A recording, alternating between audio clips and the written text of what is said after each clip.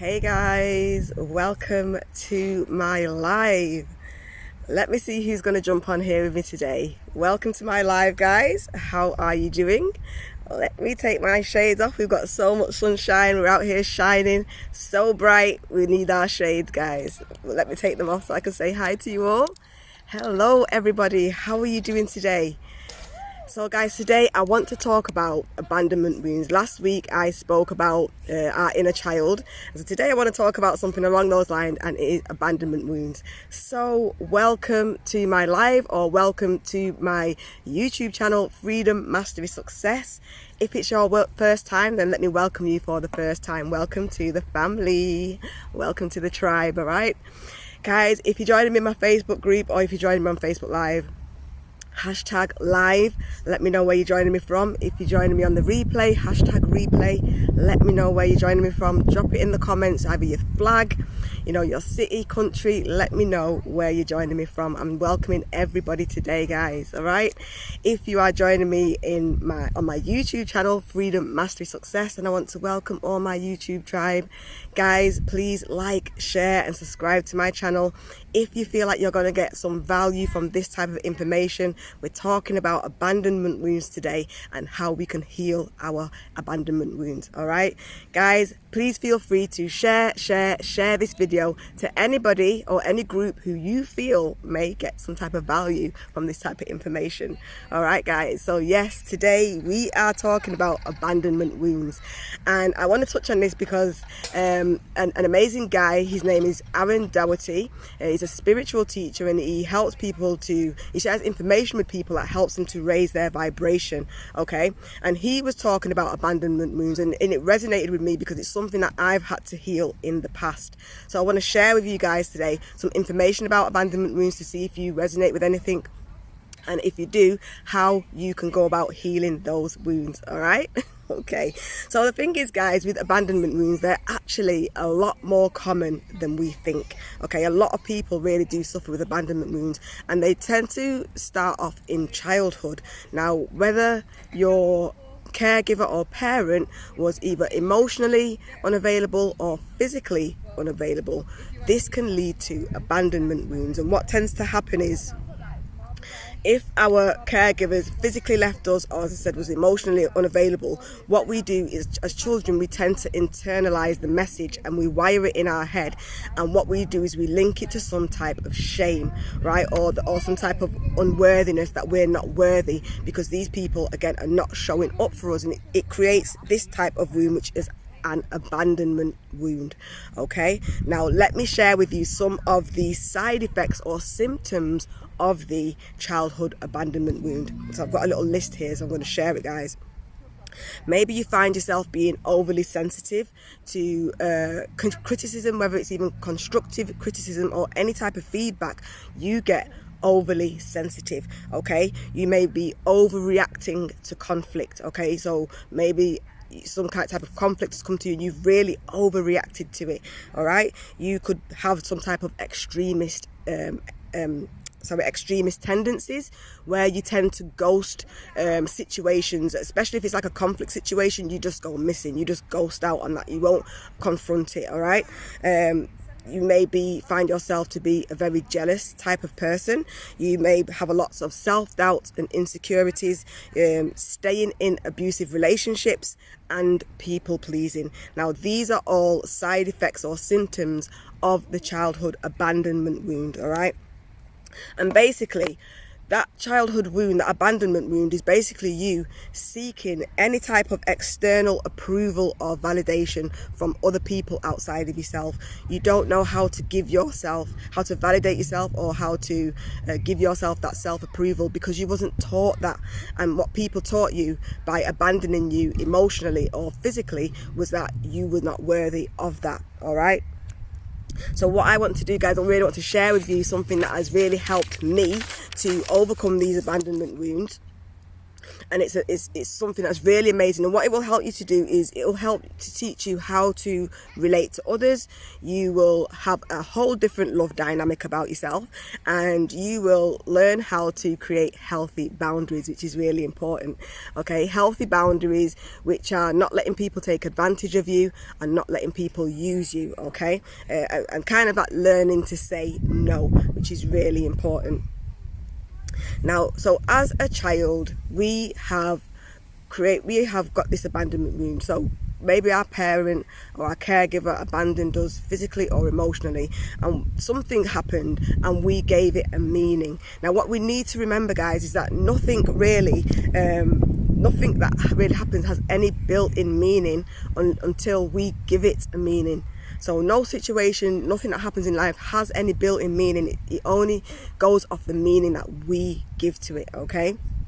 And as a child, excuse me, no matter what it is, whatever meaning we give to it is what we kind of get back. So as a child, when we are kind of left like this, we give that meaning that we are unworthy, because as children the whole world kind of evolves around us. When we're babies, we are the center of attention, the whole world revolves around us, and as we grow, that kind of still happens.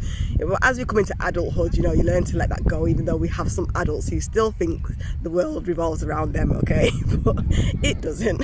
But as children, that's what we think. And so when certain things happen, we tend to give it a meaning. So, for example, say your parents got divorced, all right? You give that a meaning, and sometimes the meaning that you give to it is that, your parents didn't love you enough to stay together, or you somehow think it was your fault if your parents don't stay together, that, you blame yourself and say that it's your fault. It could be that, your one parent or both your parents were emotionally or physically unavailable, and again, you internalize that and you kind of put that on yourself. So for myself, both my parents didn't show up for me. So my father was physically unavailable and my mother was emotionally unavailable. And on top of that, the mental, emotional and physical abuse I suffered from my mother definitely led to me internalizing all that and blaming myself for it, creating feelings of shame and unworthiness and all this type of stuff. And feeling like nobody was there to protect me. I wanted my father to come and protect me from this abusive childhood I was living, but he was nowhere to be seen. He was physically unavailable. And even the same on that, my father was abusive to me in the past, and at this point I wanted one of my abusers to come and protect me. So it was all very confusing, and it all ended up kind of very messy on the inside. So what I started to do then was to attract relationships with men who were emotionally unavailable. And really all that happens is you start playing out these childhood patterns as adults in these relationships that we attract with people. Okay, so let me see, before we go on, who we have on the line with me. Who have we got? We've got Antoine. Hey Antoine, how are you doing? Thank you for joining me on my live. There's a couple of other people, but their name is not showing up at the minute. But hi Antoine, I hope you're going to get some value from this information I'm sharing with you today. Okay, so let's carry on. So what did I do to start healing myself from those abandonment wounds? Okay, the first thing that I learned to do, which is super, super powerful, I had to learn to give my shame a new meaning. And this is so important, guys, about giving things that happen to us, situations and people, new meanings, and looking at things from different perspectives. When we do this, our whole world starts to change for the better, so long as you give it a more better meaning, all right? And what you need to remember, what I started to tell myself, is that my parents being emotionally unavailable or physically unavailable was nothing to do with me. It was not my fault. So guys, this is the message that you really need to hammer home. You need to give that shame a different meaning, and on top of that, you need to remember that it is not your fault. And this is super important. Your parents getting divorced, your parents abandoning you is not your fault. It's super important that you really, really hammer that home, okay? Release the shame and remember that none of this is your fault. Your parents getting divorced, give it a new meaning. Maybe you might say to yourself, my parents getting divorced was the best thing that happened at the time because of the toxic energy that was in the house. They was actually protecting me from that toxic energy. You might say that your parents being physically or emotionally unavailable was a symptom of their parents being physically and emotionally unavailable. And I know for my parents that really was the case. So now we've got ancestral patterns running down the line, coming down and just keep playing themselves out. These patterns are repeating themselves. So what we really have to learn to do is give things a new meaning, guys. And the key to it really, as I said, is knowing that it is not your fault. That is the key to releasing yourself from the shame, from the unworthiness, is knowing that these things that people did to you was not your fault. It says more about them than what it says about you. But as children, we don't know how to distinguish and pull out those type of messages. We always internalize and put it on ourselves. So another thing is people pleasing. Another main abandonment wound is people pleasing, and this is really where you're again going out looking for external validation, looking for, you may find yourself over explaining to people and things like this just to get accepted, kind of thing. And what you start to do is take away from yourself to build up somebody else. Now this is what you start to call self-abandonment, and it really is one of the worst things that we can do to ourselves. When we start to abandon ourselves, okay, it definitely is one of the worst things that we can do. And so what happens when we start to abandon ourselves is that we check out of our lower 3 chakras and we kind of go up into our intuitive self, and we start to connect with people intuitively. But what we've done is we've disconnected from our body physically, and what starts to happen is you're not in touch with the things that your body needs, like water, hydration, like food, like going to the toilet. So what you'll do is you'll not drink water for like half of the whole day until when you're super thirsty, and then you'll go and get water. The same with food. You won't eat until when you're super hungry. You might even pass your hunger because you're not tapped into your body to recognize that your body is sending you messages that it's hungry. And it's the same with things like going to the toilet. You might hold in your urine for way too long because you're not checking in with your body to know that your body is sending you messages that these things are needed. So a great way to help us to get out of that is to start doing mindfulness meditations, where we start to become more aware of our body and drop our awareness into our bodies and start connecting back with our lower 3 chakras, okay? And we start integrating the parts of ourselves that we had abandoned. And this, again, guys, is super powerful with reframing your beliefs about and knowing that it was not your fault, and super powerful using these meditations to drop back into your body and to start becoming more aware of your body and your bodily needs. All right, so guys, that is basically the basis of childhood abandonment wounds and what we need to do to start healing ourselves.